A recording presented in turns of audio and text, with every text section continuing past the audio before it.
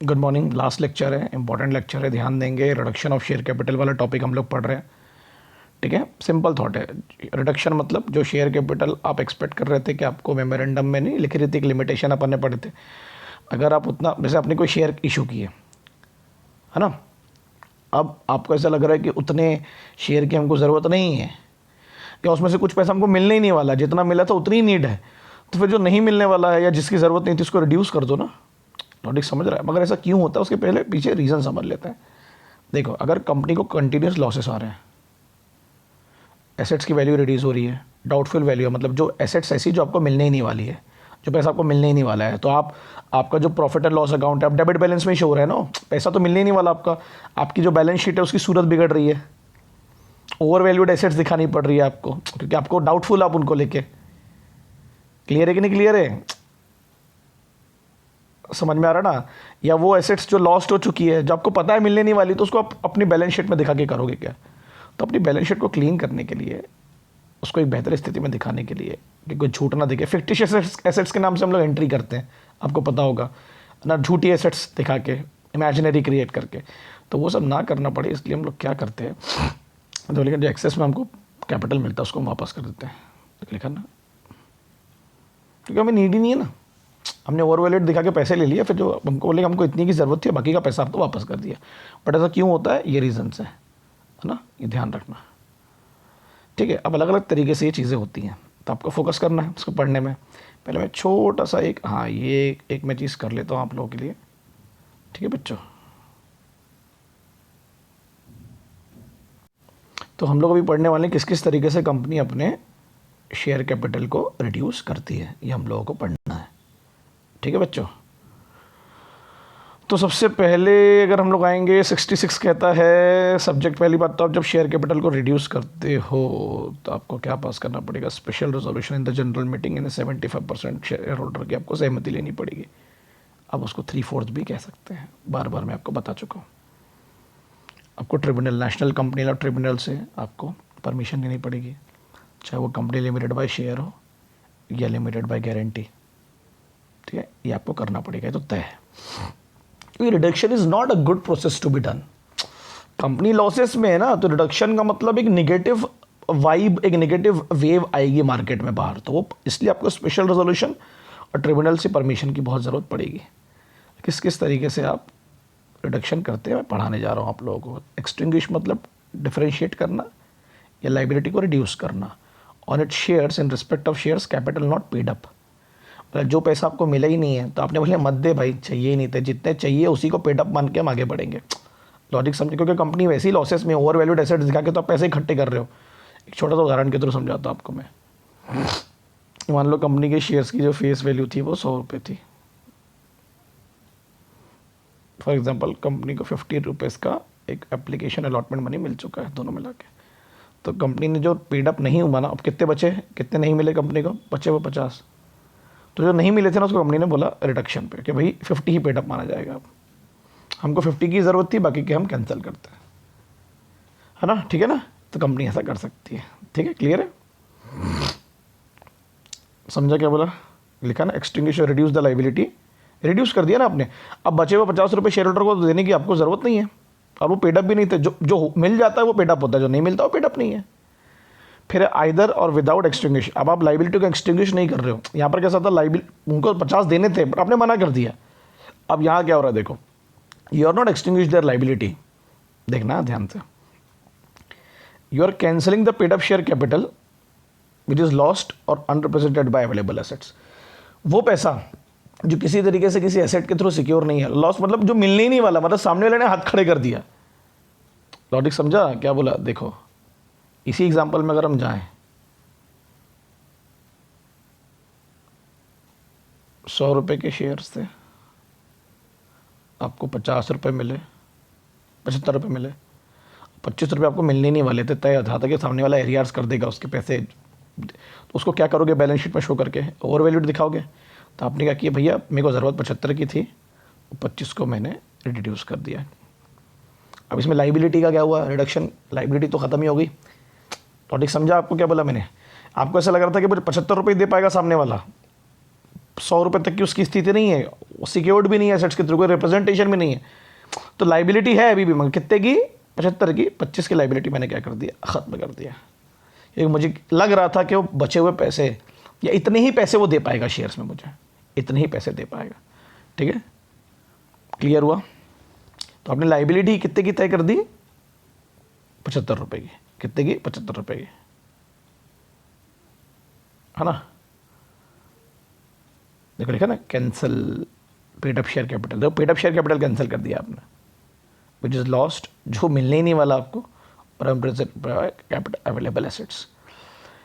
फिर लिखा है कि जो आपको पेड अप कैपिटल एक्स्ट्रा मिल चुका है,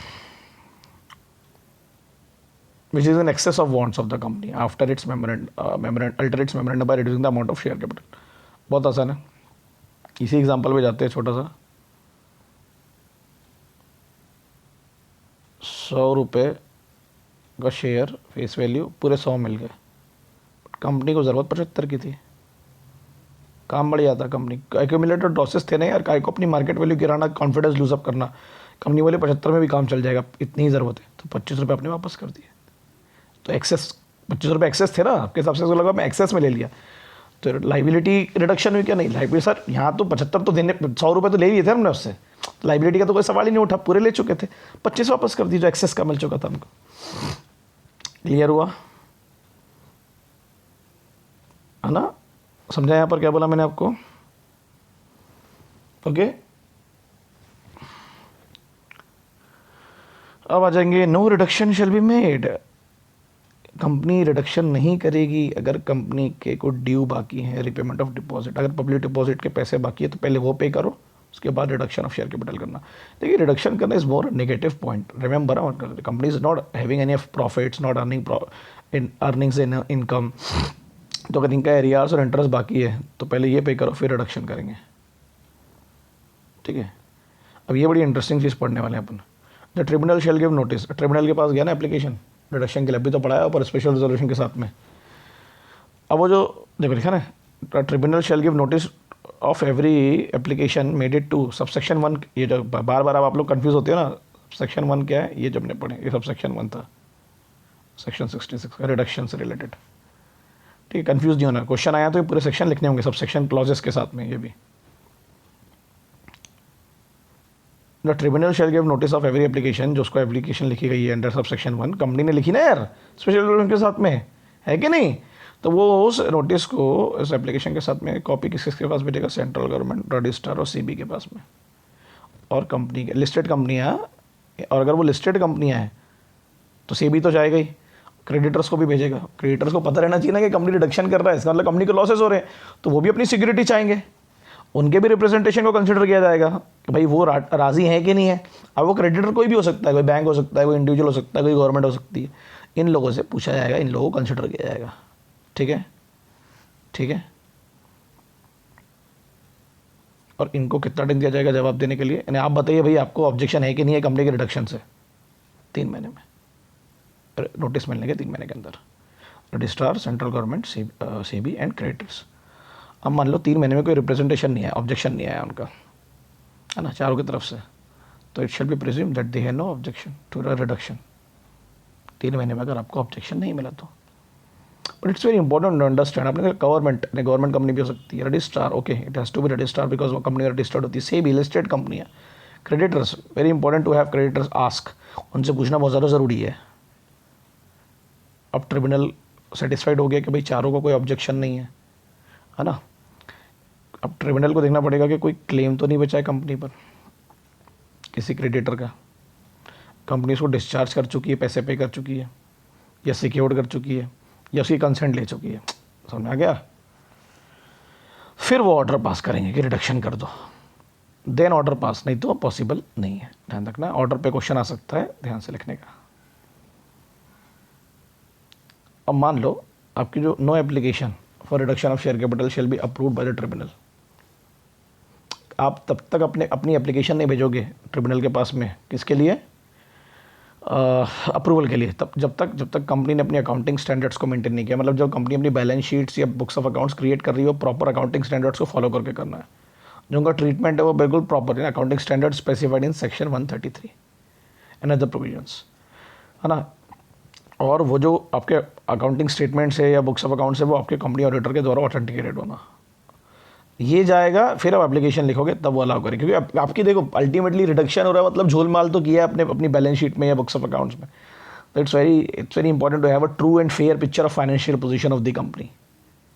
ठीक है, अब कन्फर्मेशन अगर मिल गया किसका, ट्रिब्यूनल की तरफ से, छाप दो साले को उसको, publish by the company, newspapers में, वेबसाइट्स में, कि भैया हमको अलाउ कर दिया कंपनी ने। क्लियर है कि नहीं क्लियर है? उसकी एक कॉपी किसको जाएगी, अपने बड़े पापा को, रजिस्ट्रार, है ना, अंडर सबसेक्शन 3।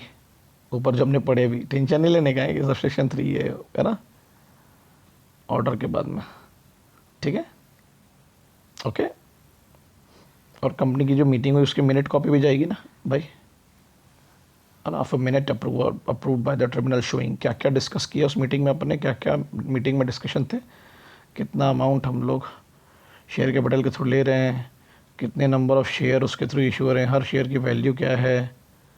ठीक है, the amount if any rate of registration ड्रीम टू बी पेड अप, कितना पेड अप कैपिटल आपको उस वक्त तक मिल चुका था जब आप रिडक्शन कर रहे थे, जो मैंने आपको पढ़ाया भी ऊपर। पेड अप तो कई बार मिल जाता है ना, तो अगर सेटिस्फाइड हुआ कौन, रजिस्ट्रार, तो 30 डेज़ के अंदर रजिस्ट्रार को अपना ऑर्डर देना होगा, है ना, एंड इशू सर्टिफिकेट कि हाँ कंपनी ने बराबर मुझे मिनट्स की कॉपी भेजी, बराबर है, मीटिंग के मिनट्स की कॉपी। ठीक है, रजिस्ट्रार को पास हम लोग क्या क्या भेज रहे हैं, कंपनी के मिनट्स कॉपी और ऑर्डर ऑफ ट्रिब्यूनल, उसमें सब इन्फॉर्मेशन होनी चाहिए। ठीक है,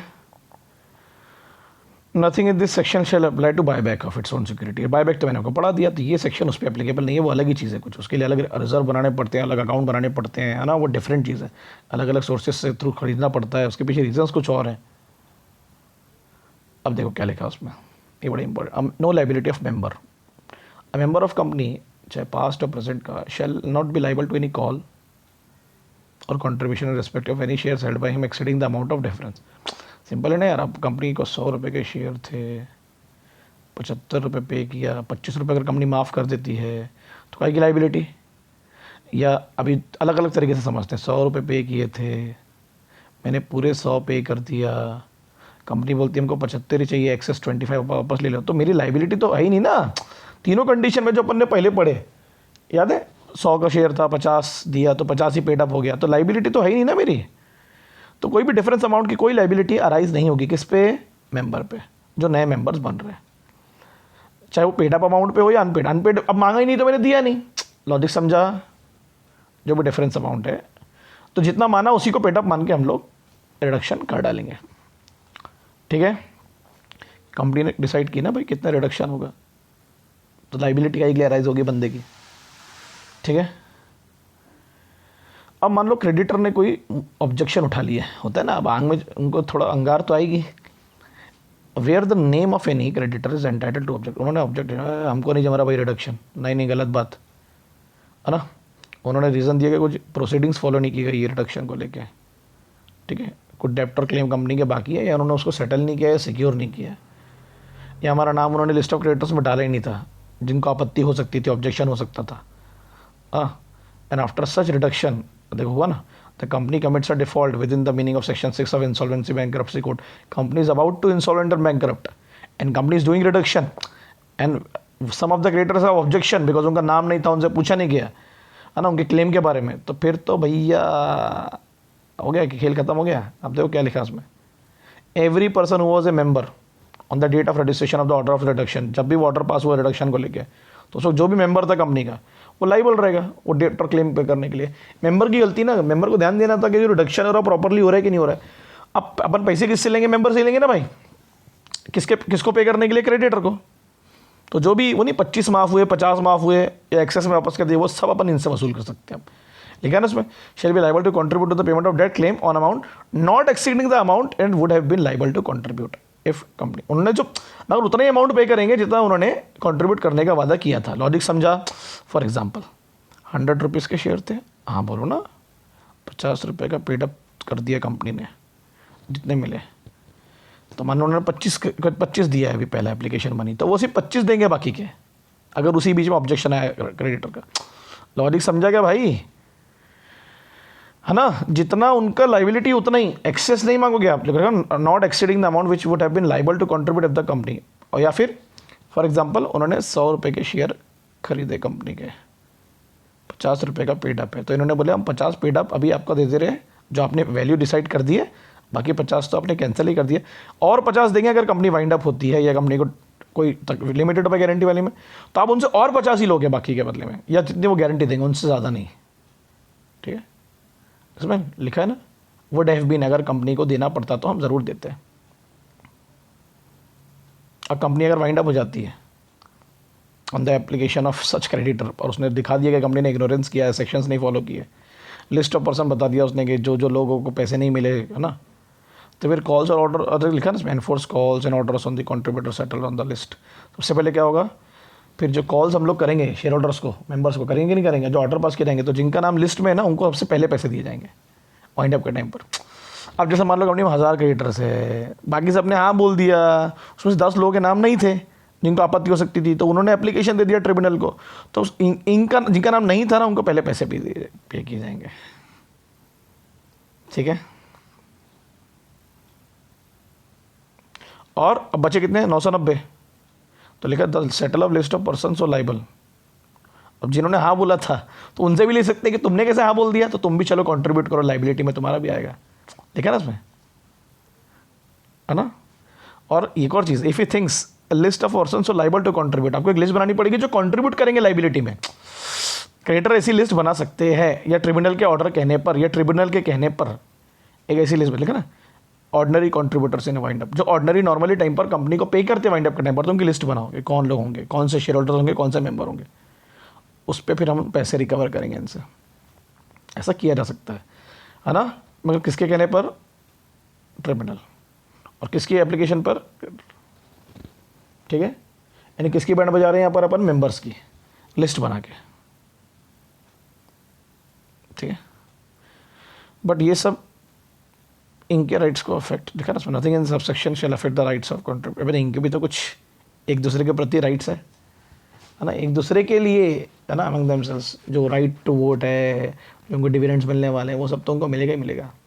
और हाँ, एक जैसे फॉर एग्जांपल देमसेल्स बता दे रहा हूँ मैं आपको, 2 शेयर होल्डर है ए और बी, तो दोनों को अपने अपने कंट्रीब्यूशन देने होंगे, ये इसके बिहाफ में नहीं देगा, ये इसके बिहाफ में नहीं देगा, ये याद रखना।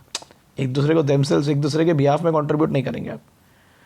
अब ये गड़बड़ किसने किया था, ऑफिसर ने। भाई कोई ना कोई तो ऑफिसर होगा, डायरेक्टर होगा, एमडी होगा, कंपनी सेक्रेटरी होगा, और चार्टर्ड अकाउंटेंट हो सकता है, बैलेंस शीट में जिसने गड़बड़ किया, कोई भी केएमपी हो सकता है कंपनी का। तो if any of the officer knowingly, उसने जानबूझ के नाम छुपाया किसी क्रेडिटर का, लिस्ट में डाला ही नहीं जो ऑब्जेक्शन ले सकता था, है ना, या उसने नोइंगली मिसरिप्रेजेंट किया नेचर और अमाउंट ऑफ डेप्ट, है ना, नेचर है ना, सिक्योर्ड अनसिक्योर्ड है, दिखाया ही नहीं, है ना, ये पर्सन है, ऑफिसर की बात कर रहे हैं, अमाउंट ऑफ डेप्ट और क्लेम कम दिखाया किसी क्रेडिटर का। ठीक है, ठीक है, छुपा दिया उसने, अबेट कर दिया, है ना, privy to any such concealment, यानी उसका इरादा जो था ना वो गलत ही था, दबा दिया उस नाम को, उस अमाउंट को, तो सेक्शन 447 के अनुसार तो डेफिनेटली वो लाइबल रहेगा अंडर आईपीसी। करेगा तो ऑफिसर ही ना, केएमपी भी हो सकता है ना, कि CFO, CEO, managing director, manager, company secretary. अब देखो क्या लिखा है इसमें, इन केस अगर आपने जो कन्फर्मेशन था, ऑर्डर था ट्रिब्यूनल का, अगर उसको पब्लिश नहीं किया, पब्लिश तो करना पड़ेगा ना भाई। If company fails to comply with the provision of subsection 4, जो ऑर्डर मिला नहीं ट्रिब्यूनल का, सबसेक्शन 4 में जाके पढ़ लेना, कंफ्यूज नहीं होना सबसेक्शन 4 क्या होता है फिर, तो उनको फाइन लगेगा कम से कम 5 lakh, extend to 25 lakh. Oh my god, बड़ा अमाउंट हो गया है तो। ठीक है, restriction on purchase by company और giving loans by it for purchase out shares. देखो क्या लिखा, रिस्ट्रिक्शन है on purchase by company, on purchase by company कुछ खरीद रही है, और giving of loans by it, company loan दे रही है for purchase of it shares. यानी इट्स लाइक आप अपने शेयर खरीद रहे ओपन मार्केट से, ध्यान देना, बट लोन लेके, या समझा क्या, परचेज बाय कंपनी और giving of loan by it for purchase of it shares, अपने शेयर खरीदने के लिए आप नए शेयर इशू कर रहे हो या लोन ले रहे हो, तो गलत बात है ना। एक उधारी के लिए दूसरी उधारी, देखो लिखा है उसमें, company can not bye its own shares 67 में, पर हमने बायबैक पढ़ा है, तो बायबैक एक अलग चीज़ है, है ना। कंपनी अपने शेयर्स को अपने ही शेयर नए शेयर इशू करके खरीद नहीं सकती है, लोन लेके खरीद नहीं सकती है, नॉर्मल रूल है। इसलिए मैंने आपको बायबैक पहले ही पढ़ा था। 67(1) क्या कहता है? No company limited by shares और guarantee having a share capital share have power to buy its own shares unless, जब तक कि ये जो रिडक्शन ऑफ शेयर कैपिटल है इफेक्ट में ना आ जाए। पहले ये करो, रिडक्शन करो, उसके बाद बायबैक करो। बायबैक क्यों कर रहे हो? आपको क्या पास पैसे नहीं है, कंपनी की फाइनेंशियल पोजीशन ठीक नहीं है, तो आपको ऐसा लग रहा है बायबैक कर लेना चाहिए हमको। तो no public company shall give whether directly or indirectly, है ना, means a loan or guarantee or provision of security, किसी सिक्योरिटी का जुगाड़ या किसी प्रकार का लोन या किसी की guarantee or otherwise any financial मदद for the purpose of or in connection with the purchase or subscription made or to be made by any person, कोई पर्सन खरीदना चाह रहा है ना, सब्सक्राइब करना चाह रहा है, परचेस करना चाह रहा है, ऑफ एनी शेयर्स, जब इन और इन होल्डिंग कंपनी, जैसे वो सब्सिडरी कंपनी हो सकती है, जब तक कि आप रिडक्शन ऑफ शेयर कैपिटल ना कर लो। डायरेक्टली इनडायरेक्टली ना आप लोन लोगे, ना गारंटी लोगे, ना कोई सिक्योरिटी का जुगाड़ करोगे, ना कोई फाइनेंशियल मदद लोगे शेयर खरीदने के लिए, जब तक कि आप रिडक्शन ऑफ शेयर कैपिटल ना कर लो, है ना, एज ए सब्सिडरी कंपनी अपनी होल्डिंग कंपनी के थ्रू, किसी के थ्रू भी नहीं करना, खुद भी नहीं करना, ठीक है। सब्सिडरी अपनी होल्डिंग कंपनी में भी तो ये काम कर सकती है ना, गारंटी ले सकती है, लोन दे सकती है, सिक्योरिटी बन सकती है, तो एक गड़बड़ तो कर सकते हैं इन लोग, ठीक है। अब एक्सेप्शन है कि कंपनी फाइनेंशियल असिस्टेंस प्रोवाइड कर सकती है ना, कहाँ पर, कब? Lending the money by a banking company, हाँ बैंकिंग कंपनी कर सकती है काम, है ना, ऑफ इट्स बिजनेस के लिए, है ना। Lending of money by a banking company से आप ये मदद ले सकते हो, ठीक है, बैंकिंग कंपनी ये मदद दे सकती है। If the provision is made by a company for lending of money in accordance with, अगर कंपनी ने कोई प्रोविजन करके रखी, प्रोविजन समझ रहा है ना, जुगाड़ of money, accumulation of money, किसी को लैंड करने के लिए पैसा, तो उसके लिए आपको अप्रूव करना पड़ेगा वो जो प्रोविजन है स्पेशल रेजोल्यूशन से, और आपको उनको रीज़न बताना पड़ेंगे कि वो पैसे से आप क्यों, मतलब पैसा आपने जो बचा के रखा है उससे क्यों आप परचेस कर रहे हो या सब्सक्राइब कर रहे हो फुल्ली पेड अप शेयर्स को अपनी होल्डिंग कंपनी में, या सब्सक्राइब कर रहे हो, है ना, कोई शेयर्स को जो हेल्ड किसने करके रखे थे, ट्रस्टी ने, या for the benefit of employees, है ना, for the by the employees of the company. ये प्रोविजन जो आपने करके पैसा जमा करके रखे ना आपने, ये सब लैंड करने के लिए, पैसा देने के लिए, खरीदने के लिए, सब्सक्राइब करने के लिए, तो स्पेशल रेजोल्यूशन के थ्रू आपको उसको अप्रूव करना पड़ेगा, ठीक है। The giving of loans by company, किसको लोन दे रही है?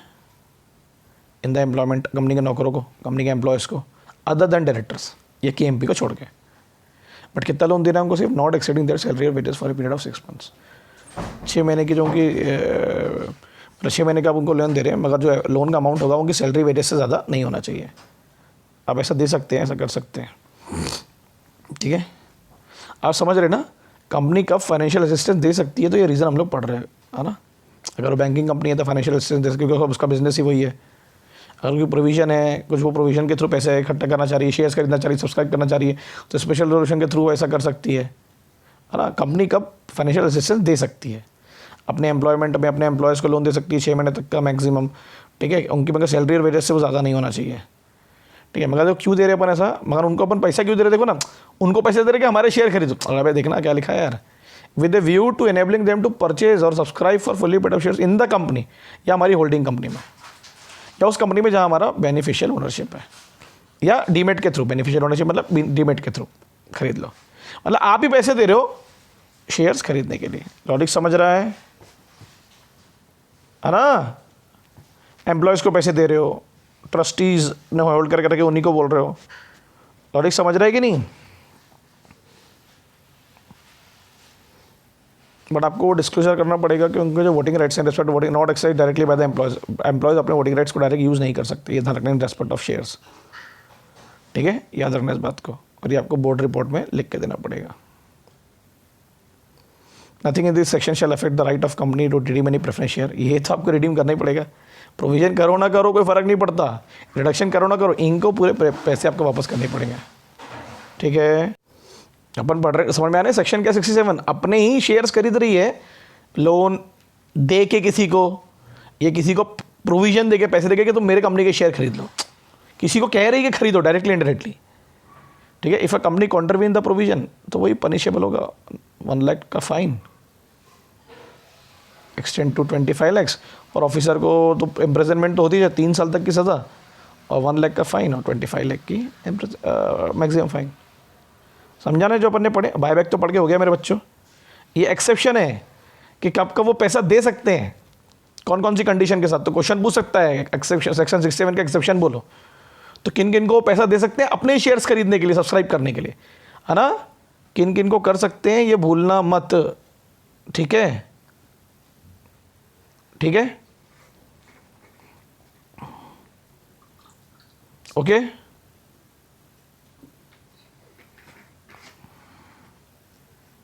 ये जो अपन ने पढ़े सेटिंग को भूलना मत। Restriction on shares buy, restriction on purchase by company, company खरीद रही है, by giving of loan by it, खुद ही लोन दे रही है मेरे शेयर्स खरीदो, तो ये गलत है ना। तो कब ये अलाउ किया जाएगा वो एक्सेप्शन में, कब अलाउ नहीं किया जाएगा, ठीक है।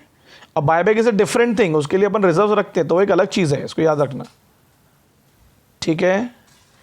लाइक आप लोन दे रहे हो, गारंटी दे रहे हो, फाइनेंशियल असिस्टेंस दे रहे हो कि तू मेरे शेयर्स को सब्सक्राइब कर परचेस कर, तो अलाउ नहीं है। और अलाउ कब है ये अपन ने पढ़ लिया, ठीक है। चलो फिनिश, खत्म, चैप्टर फिनिश।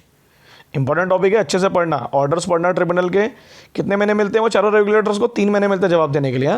फिर जैसे ही ऑर्डर आता है फिर हम रजिस्ट्रार को भेजते हैं, रजिस्ट्रार 30 डेज लेता है, फिर है ना, और फिर हमको उस ऑर्डर को पब्लिश भी करना रहता है, ठीक है।